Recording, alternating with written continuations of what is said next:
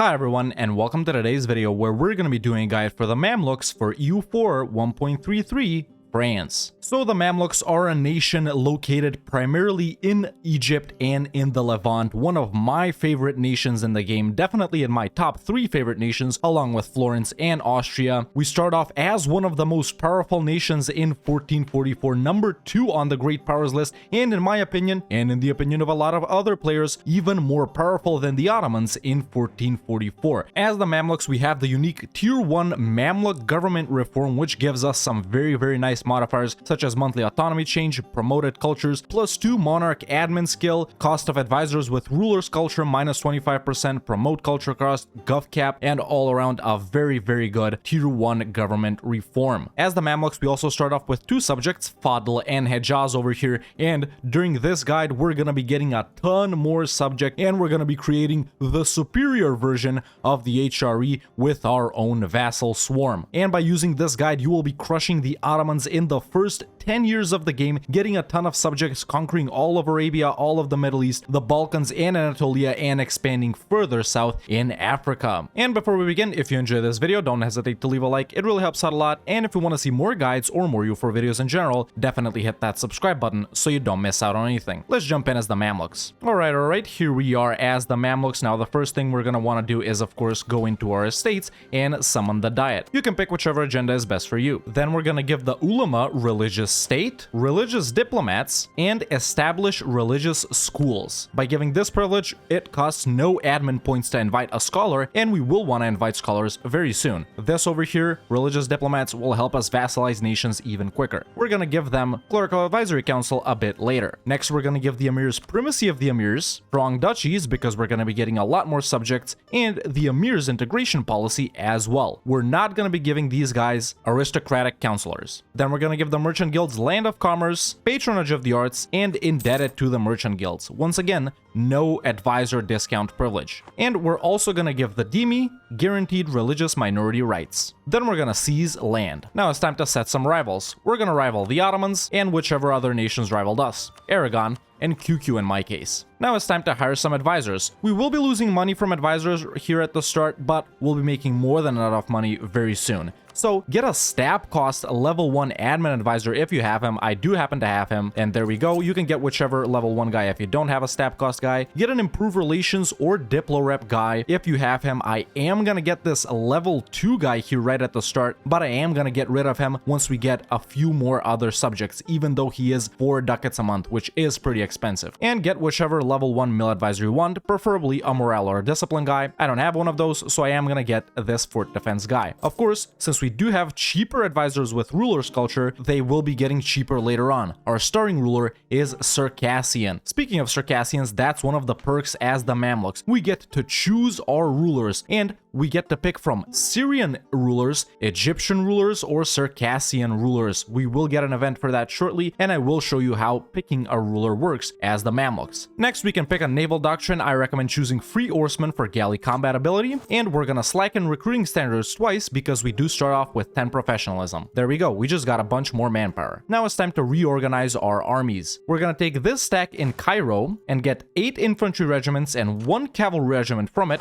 and send it over here to Alexandria. And from this remaining 4 stack, we're gonna take 1 horse and delete it, and send the 3 other guys to Sharkia. Now it's time to focus on our navy. We're gonna tell these 3 guys over here to protect trade in Alexandria and go home during war. And as we can see, we also have 8 galleys and 12 transports. So it's time to build some more galleys and more transports. We're gonna build 7 galleys, and that's 7 right there. And we're gonna build 3 more transports, and that's 3 right there. Don't worry that we're going over naval force limit. Now it's time to wait for these ships to finish building and for us to get some other vassals as well. Like I said, we do start off with Fadl and Hejaz as subjects, and we do start off guaranteeing Cyprus and Medina. And the nations that we're going to be focusing on vassalizing here in the first year or 2 are the nations of Medina, Najd, and Dawasir. You can also very easily vassalize Aniza and Shamar, but they're very low dev nations, so it's not worth it. Like I said, we already start off by guaranteeing Medina, so I'm just going to ally them here right off the start, and it is going to be pretty tricky getting both of these guys, since in my case here they're rival to each other, but you can still try. And I'm also gonna royal marry Dawasir right here, and I'm also gonna start improving relations with Fezzan. If you go into the production interface, diplomacy, and offer vassalization, you can see all the nations which would accept a diplomatic vassalization. And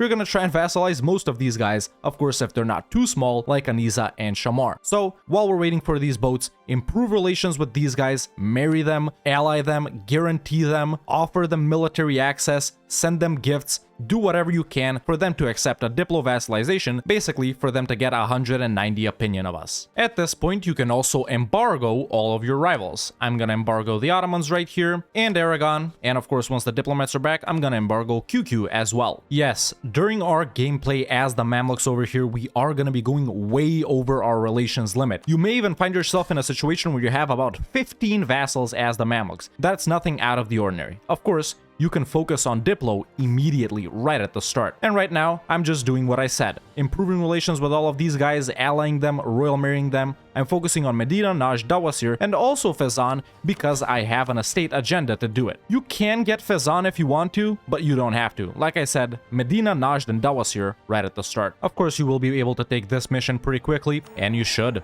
Don't take acquire subjects just yet. We'll take it later when we're ready to annex some subjects. There we go, it's June, and I already have above 190 relations with Medina, and now that my diplomat is back, I can offer them vassalization. Awesome. Now we have our first extra subject, Medina. And of course, once we do get Medina, we become custodian of the holy cities, which gives us a missionary and yearly legitimacy. Awesome. There we go, now it's September, and I can also vassalize Fezzan, and when your ships are pretty close to being done, you can also recruit one more infantry regiment over in Cairo. And we're gonna attach that guy over to this army. Of course, once you get Medina, you will also be able to take the mission The Holy Cities, which gives us some permaclaims on areas right here, and also a very fun event. Boom, there it is, and this is the Fate of the Holy Cities event, where we basically get to choose whether to incorporate Medina into Hejaz or not do anything. Of course, you should pick the first option. The Sharif of Mecca should rule both cities, and instead of 2 subjects over here, we get just 1. Boom, there we go. Now Hejaz has incorporated Medina, and of course they're still our subject, and we gain some permaclaims on areas down here. Of course, once you get above 150 relations with one of these 2 guys right here, Najd and Dawasir, basically nations that have the Hanbali Scholar, the aggressive expansion guy, you should invite the Hanbali Scholar for minus 10% aggressive expansion. It won't cost us any admin points because of this privilege right here. So do that, invite Hanbali. Now that our ships have finished building, we're gonna get all of them together over in Alexandria. And there we go, I have 190 relations with Dawasir. I'll also vassalize them now. And I can also vassalize Najd. Of course, I did give them subsidies for this, so now I'll cancel subsidies. But there we go, we've acquired our first 3, or in my case, 4 vassals. And in your case, you may have Fezzan as well. But now it's time to raise army maintenance, get these ships together and hire an admiral for them, and hire 1 general. You can give your ruler military command of this other army if you want to. Our starting ruler isn't that good. And we're also going to take this army over to Alexandria as well. And now after about almost 2 years, it is time for our first war, which is going to be a no CB war versus Byzantium. Now listen, I know this strategy is pretty famous. You can pretty much do it as any nation in Europe, no C being Byzantium. I'm not really a fan of that strategy. I think it's a bit boring and it turns every game into the same-ish game, but there's definitely 2 nations in EU4 that you have to no CB Byzantium with right at the start. In my opinion, those nations are Aragon and the Mamluks, and that's why we're going to be doing exactly that as the Mamluks right now. So, set your subjects to siege focus, and it's time to declare on Byzantium. They're probably going to be allied to one nation, like Serbia, Albania, Wallachia, or Moldavia. In my case, they are allied to Moldavia, but it's no big deal. They might even become a march under Poland during this war, which is going to be super simple. So, it is time to no CB Byzantium. And there we go. Now hopefully with the help of that stab cost guy, we can stab up. And you're gonna take your small army over to Morea, and once those guys get there, you're gonna take your big army over to Constantinople. In the meantime, while this is going on, you can tell one of your diplomats to improve with your subjects, one to improve with outraged countries, and with the final one, we're gonna spy on the Ottomans. At this point, you may be close to 100 piety like me. I'm actually at 100 piety towards legalism. We don't really need money that much as the Mamluks, so there's no need to debase currency and get money and then reduce corruption with this button right here. It's much better to keep it at 100 because we get plus 20% national tax and manpower, which is super insane, along with the minus minus 10% tech discount. So always skew towards legalism. There's no need to click this button to get some money for free. We're not really that strapped for cash. Of course, once you get your initial subjects, you can also get rid of the level 2 Diplo advisor if you have him just like me. So I'm just gonna get the straight efficiency guy instead of him. And this is the event where we get to pick a ruler, the Mamluk succession. So we basically can get a Syrian guy, an Egyptian guy,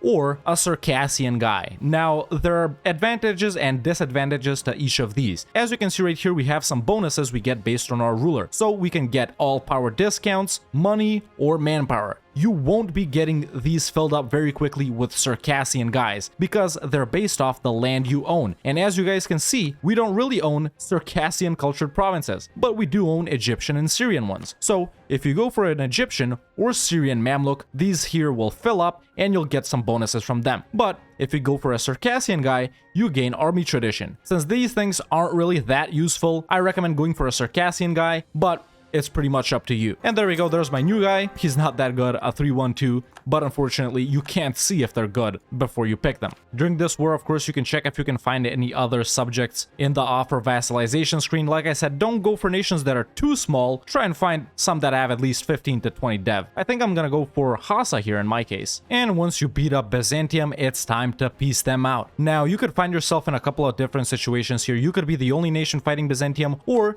you could find yourself in a situation just like me here, where they're also fighting the Ottomans. Now listen, we're not gonna vassalize them if they're fighting the Ottomans. We're gonna full annex them and then release them. We don't want to find ourselves in a situation where we have to fight the Ottomans like this. We want to declare on them on our own terms. I know as Aragon, sometimes you vassalize them and then wait for the Ottomans to declare, so you can vassalize them and call in all your allies to defend you, but that is not the case here. So simply full annex Byzantium if you find yourself in a situation like this. You could also do this if they're not fighting the Ottomans, because if you directly vassalize them, they'll be a bit angry at you. You're gonna have to placate them and pay off their debt to get them to like you. Whereas if you full annex them and then release them, they'll automatically like you. But like this, you do lose their navy if you full annex them. So it's up to you whether you want to annex them or vassalize them if they're not fighting the Ottomans. But if they are, annex them and then we'll release them.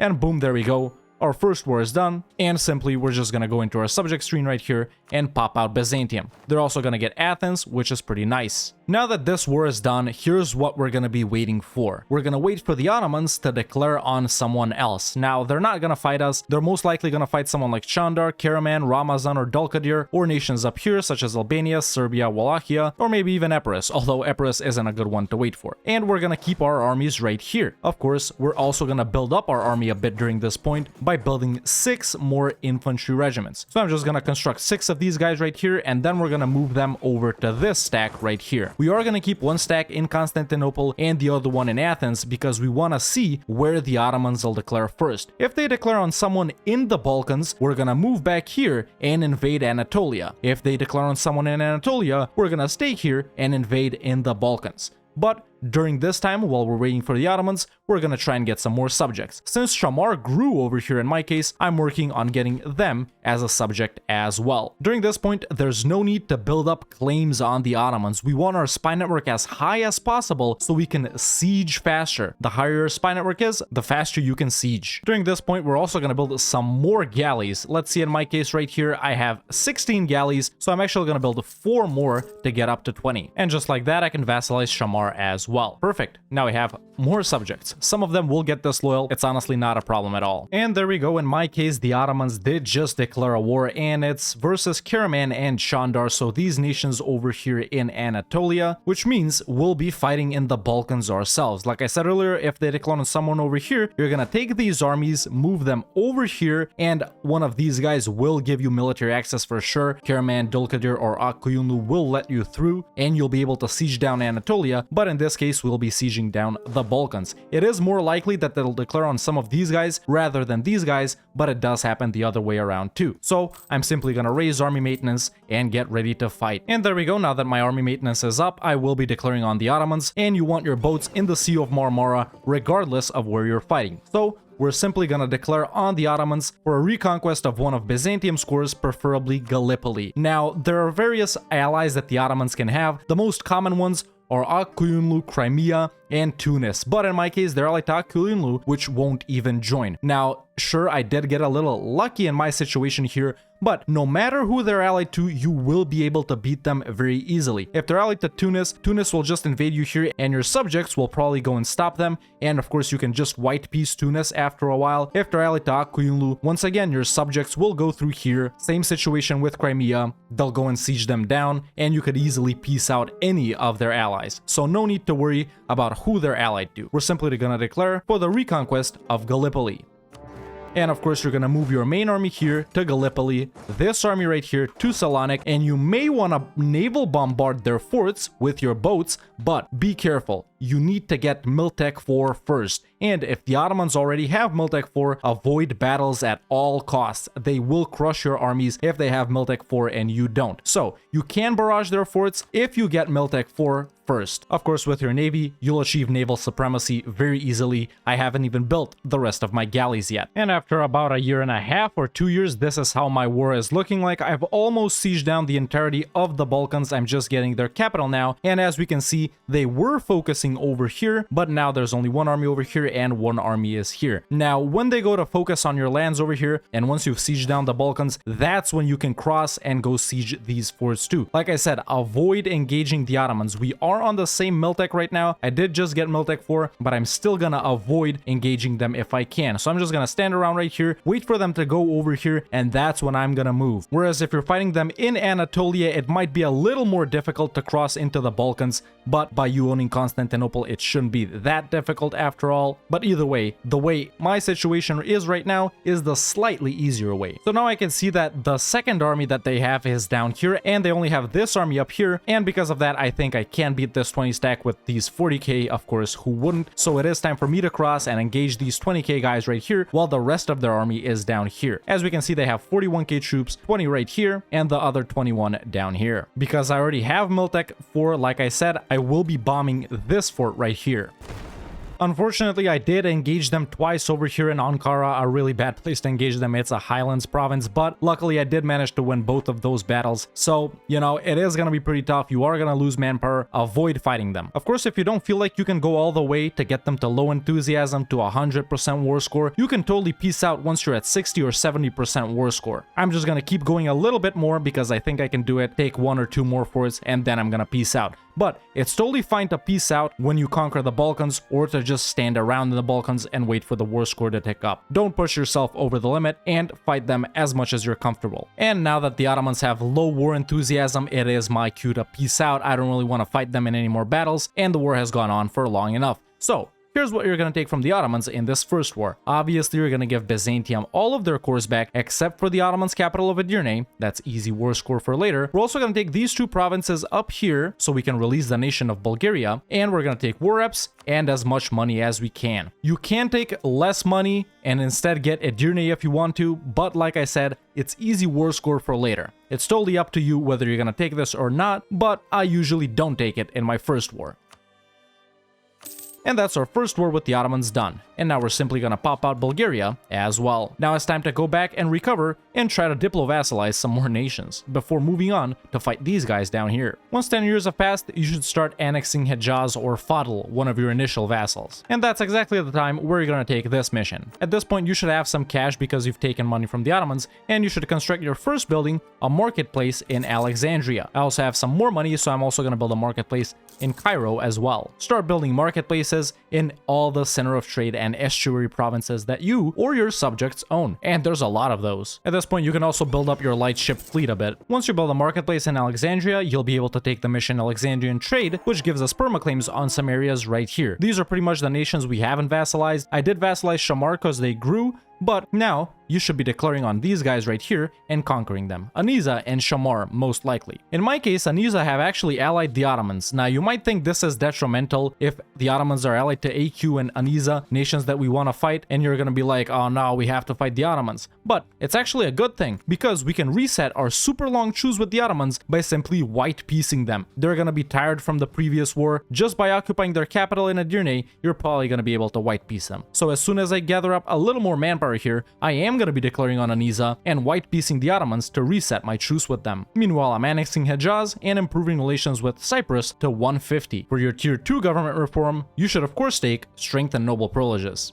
At this point in the game, it's also not a bad idea to activate Encourage Development in your capital state of Bahari right here and bump Cairo up to 30 development total. It'll help speed up the Renaissance a bit, and we'll get the age objective done, which requires us to have a 30 dev province. For your first age ability, you should take Justified Wars. Once you get above 150 relations with Cyprus, you'll get this event, the King of Cyprus, and you should choose the first option, send an embassy to Cyprus. And there we go, you'll get this event too, news from Cyprus, this is good news indeed, and Cyprus becomes our vassal, just like that, with 150 relations. You might think it's a small and insignificant nation to vassalize, but as we all know, island nations are always annoying to conquer, and it's not bad, it has 15 dev, they'll be a good subject, and their navy will help us out versus the Ottomans. Once you get to Admin Tech 5, for your first idea group, you should choose Influence Ideas. We're going to be playing with subjects pretty heavily the entirety of the game, so Influence as an opener is a no-brainer. We'll annex subjects faster, more diplo rep, more diplomatic relations, Liberty Desire is pretty good, Vassal Force Limit is awesome, and all around a great idea group as the Mamluks. So Influence for your first idea group. Of course, we're already focusing on dip from the start. Now that I've recovered a bit, I will be declaring on Anisa right here, and like I said earlier, I'll siege down the Ottomans real quick and just white piece them to reduce our truce. Right now our truce with them is going to be up in 67, and with this I'm probably going to bring it down by around 2 or 3 years.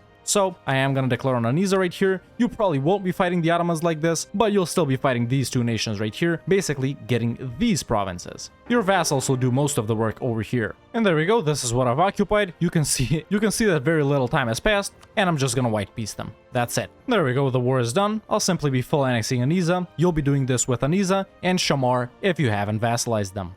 After you get a hold of these territories right here that you have claims on either directly or through vassals, you'll be able to take the mission Pacify the Bedouins, where you gain further permaclaims on areas up here. Once you've wrapped up your wars with these guys and you're still waiting for your truce with the Ottomans to expire, it's time to move on these guys down here, which we originally got claims on. I'm gonna declare on this purple nation right here. Can I co-belligerent these guys? I'm not really interested in that, so I'll just declare for this province right here. And there we go.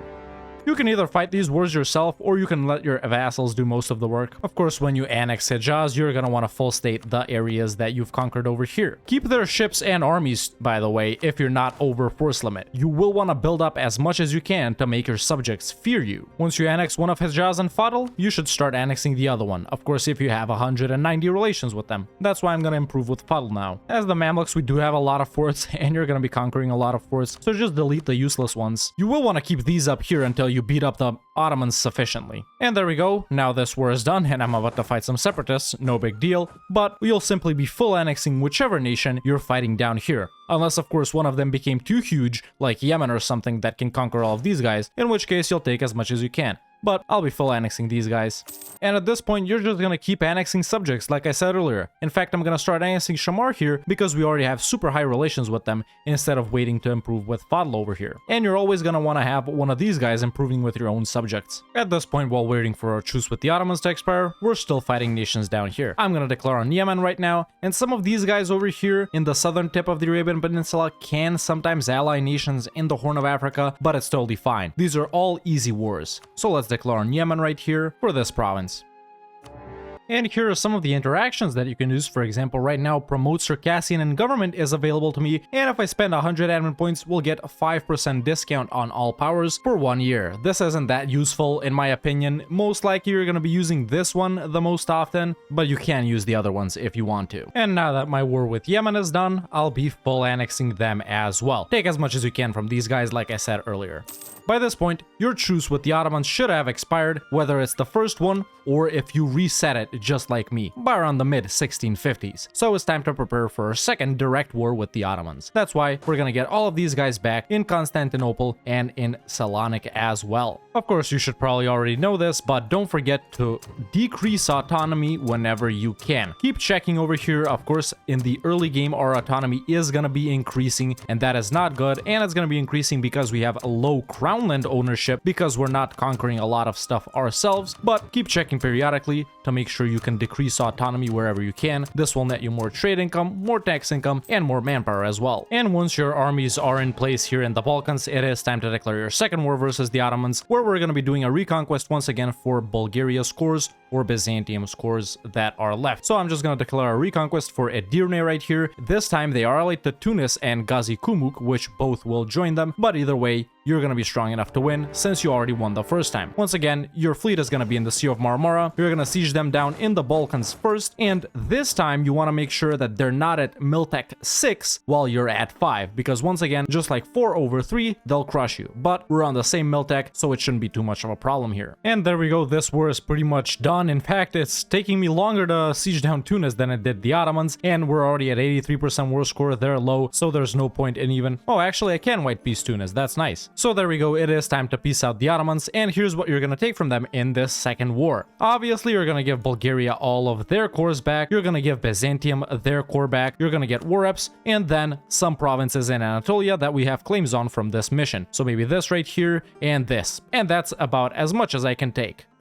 And that's our second war with the Ottomans done. By now, you should have almost completely kicked them out of the Balkans, and you should have pushed a little bit in Anatolia. Aggressive expansion might be slightly high with some of these nations right here, even though we didn't take land from them directly, but now it's time to get back home, chill a bit, finish off these guys and these guys, if you still have guys to conquer over here, and then we're gonna shift our sights towards AQ and QQ. And now I'm gonna continue my wars, this time versus Aden right here, and I've also improved relations with Makra quite a lot, allied them, royal married them, everything else, so I can vassalize them later as well. So I'm gonna be declaring on Aden right here. For your tier 3 government reform, you should take centralized bureaucracy. For your second idea group as the Mamluks, I recommend taking offensive ideas. We don't really have a lot of militarily focused national ideas except for the discipline right here and the cav combat, so we do really need to buff up our armies because we're gonna face a lot stronger opponents than the Ottomans. Maybe you'll have a big Timurids in your game, maybe you'll fight a big Morocco or Tunis, or maybe even Spain for dominance of the Maghreb, and you might even have to face Austria-Hungary or some nations like that. So offensive ideas all around, the siege ability is going to help us because every nation builds level 3 forts, even more land force limit is awesome, more discipline is great, and all the bonuses to generals are excellent. So offensive ideas for your second idea group. At this point, while you're working on offensive, you can defocus from Diplo if you want to. I'm still going to remain focused because I'm still a little over my relations limit. And there we go, my war with Aden is done. I'll be full annexing them as well. And now I'll also vassalize Mahra. Perfect. Our vassal swarm is always growing. We're always annexing subjects. Once you have no more cores to reconquer from them, you can totally annex them. Right now, it's 1478, and I currently have, let's see here, 8 subjects, even though I already annexed like 2 or 3 of them. At this point, I'll start annexing Fadl over here, and I'll declare on Hadramut to finish off my final nation down here that I have claims on. During this point, you should also be doing the same, fighting these guys and these guys that you have claims on. Once we're done with them, we'll move on to these guys. And now that my war with these guys is done, I'm gonna full annex Hadramut as well. And boom, there we go. We've wrapped up all the nations down here and down here. You should have done this by around the 1480s as well. And now you can take the mission Yemeni trade. Trade efficiency. Don't be afraid to keep taking regular loans and especially burger loans to build up your nation. As we can see right now, we have massive loans. We can even upgrade great projects, but I do recommend focusing on buildings first rather than great projects. I've already built up marketplaces and all the center of trade provinces that I own right now, so now I can take a look at some workshops and build them in high value trade good provinces, basically ones that give you above 2.5 or 3 ducats, such as coffee, cloth, silk, iron, cotton, paper, spices, salt. And there we go, I just spent about 2200 ducats to construct a ton of workshops. Once we wrapped up the guys in Arabia and are waiting for the truce with the Ottomans to expire again, it is time to declare on AQ or QQ, one of those two nations, whichever one is weaker pretty much. I'm gonna be declaring on Akuyunlu here since Ajam and the Ottomans won't defend them, so it's a perfect opportunity, and we already have claims on them from our mission. Of course, you're gonna want to start spying on whichever nation owns these provinces right here to get some claims going on them too. But either way, it's time to declare on one of these guys and take as much as we can. I'm gonna declare on Akuyunlu here. And there we go, my war with AQ is done. From this nation, you're gonna take as much as you can. And if they've expanded in this region right here, basically if they've grown larger, you're gonna wanna take a Mashriki cultured province that Iraq has a core on, so we can release Iraq because they do have a lot of cores. In my case here, AQ doesn't own any of those provinces, so I'll be taking them from QQ. And I'll be full annexing Akuyunlu and taking all of their money. Once you own most of Arabia, you can delete a bunch of forts over here. You won't really be needing them. Just make sure you keep one over here so the Horn of Africa guys can't walk in, one over here so these guys can't walk in from here, and a couple over here so no one from the north can come in. If you own this too, you might want to keep one here so they can't cross from here either. Of course, don't forget to keep looking for new vassals as well all the time. Look at all the nations that I can currently diplo-vassalize over here. Of course, some are too small and aren't worth it, like Corfu or Epirus, for example, but here we have Warsangali. They'll be a nice landing pad for the Horn of Africa, and I do recommend conquering the Horn of Africa region later down the line as the Mamluks once you're done taking care of these nations up here. So I am going to improve with Warsangali and do the regular stuff in order to vassalize them as well. Right now I'm at 7 subjects, but with this guy we'll be at 8. And there we go, it's only been a few months and I can already vassalize them. Awesome. Of course, you will want to upgrade centers of trade as well. That's another important thing we need to do as the Mamluks. Some of you may know this, others may not, but when you have a yearly inflation reduction advisor and a trade efficiency advisor, you can get the Radical Reforms event where you can fire both of them and get 200 admin points and 200 diplo points. This is one of the nicest events in the game. It's always great to see it. But here's how you can save yourself the trouble of not having these guys. Simply fire them manually, then get the event for 200 admin and diplo, and I did go over there, I didn't notice, that's my bad. But you can just hire them back again. And actually that one guy died just now, so yeah. Fire them and then rehire them. At this point, I've also just annexed Dawas here. If you find yourself over governing capacity, that's not very good, and you may want to give some of these guys a privilege for more gov cap. I just gave it to the Dhimmi. You should also give the Dhimmi guaranteed Dhimmi autonomy, where every owned province that's not Muslim won't contribute to religious unity. So give them guaranteed Dhimmi autonomy, and you won't ever have to worry about converting Coptic or Orthodox or Catholic land and stuff like that. Once you've chilled a bit after fighting AQ, it's time to fight QQ, where we're gonna take provinces to release the nation of Iraq from them, and some other provinces too, depending on how big they are. I'm simply gonna declare for this province right here.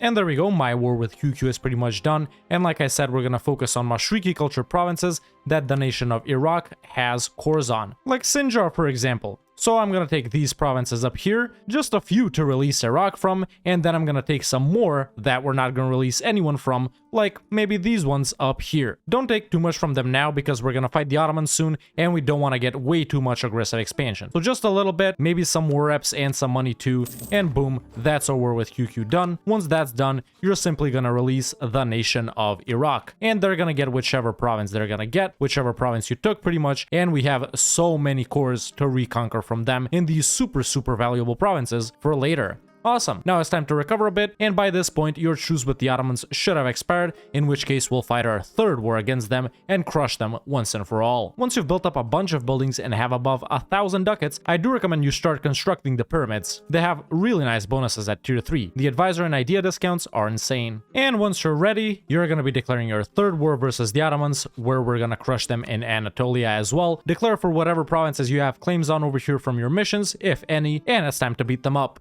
And there we go, this war is done as well. I didn't full occupy them because they're also fighting Albania and Venice, but it's totally fine. And in this 3rd war versus the Ottomans, you're gonna wrap up the provinces that you have claims on from your missions, and after that you're gonna take whatever you want to. I'm gonna do something like this so I can connect with my European vassals and split the Ottomans in two. Not too much land, of course, we don't want a lot of nations getting angry at us, and you might even be over gov cap at this point. I'm basically gonna 100% them and take as much land as I can.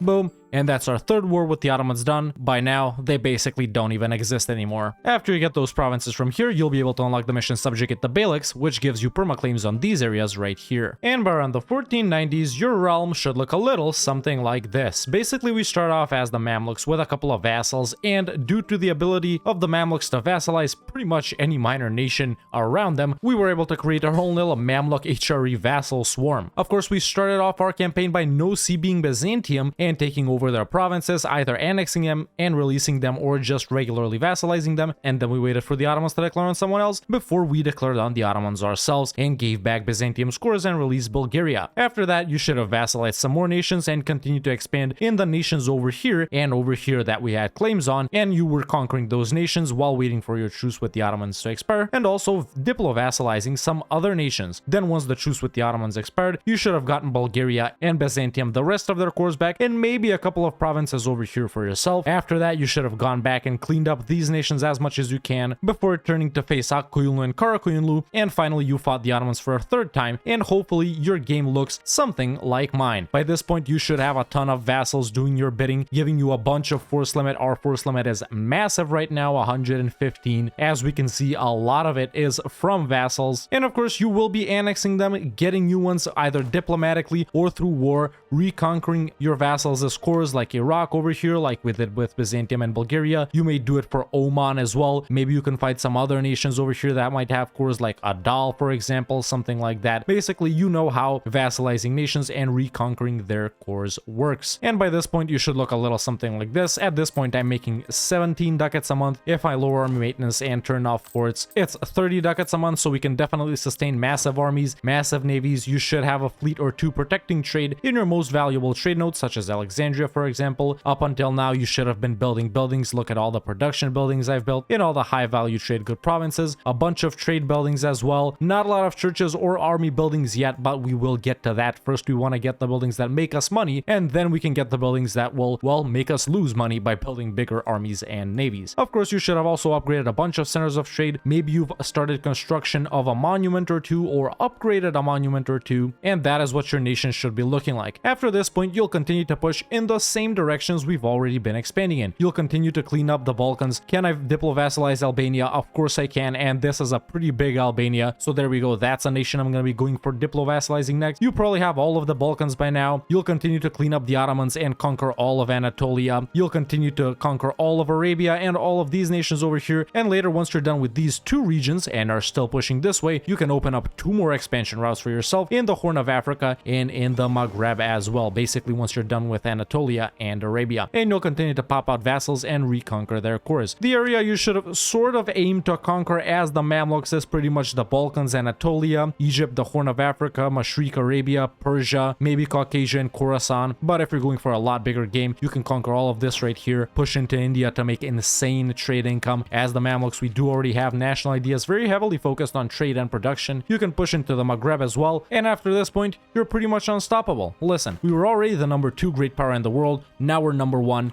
We are the most powerful nation in the world, and we are going to stay as the most powerful nation in the world. Something that the Mamluks have lacking is militarily focused national ideas, so definitely do be careful when fighting big nations. Even though we already crushed the Ottomans, you may find yourself underestimating certain opponents, like maybe a big Timurids or maybe Spain, if you end up fighting those 2 nations. For your tier 4 government reform, you should take meritocratic recruitment. For tier 5, you should take general estates and then royal decree when absolutism comes around. However, if you max out over 100 absolutism, you can totally swap back to general estates. For tier 6, you should take l'état c'est moi for that governing capacity, and for tier 7, you should take political absolutism. However, once again, if you max out over 100 absolutism, you can totally swap to legislative houses for +1 admin possible policies, and you'll have 4 possible policies instead of 3. As the Mamluks, we open up with influence ideas because we are going to be playing with subjects very heavily for the entirety of our campaign, and then you should have taken offensive for your second idea group. For your third idea group, I recommend trade, because we're going to be making even more insane amounts of money with trade ideas. However, if you're really struggling with governing capacity, it's totally cool to take admin instead of trade for your third one, but I do recommend trade slightly more. For your fourth idea group, you can go with quality, quantity, or even aristocratic if you want to. It's pretty good. We already have some cavalry bonuses, but personally, I would go with quality myself. So influence offensive, trade quality,